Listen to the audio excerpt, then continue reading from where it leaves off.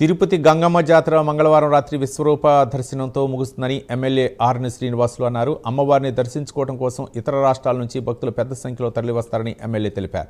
జాతరకు ఇప్పటికే ఏర్పాట్లు పూర్తి చేశామన్నారు. జాతరకు 400 మంది పోలీసులతో బందోబస్తు ఏర్పాటు చేశామని ఎమ్మెల్యే శ్రీనివాసులు చెప్పారు.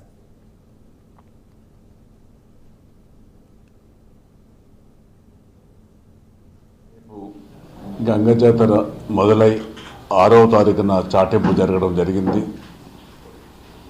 రేపు గంగ జాతర ఉత్సవం ఆఖరి రోజు మంగళవారం వేలాది మంది భక్తులు గంగమ్మను దర్శించుకునే అవకాశం ఉంది.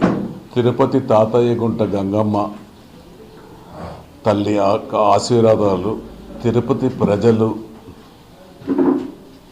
ఎప్పటి నుంచో కోరుకుంటూ వాళ్ళ యొక్క మొక్కులన్నింటినీ కూడా తీర్చుకునే విధంగా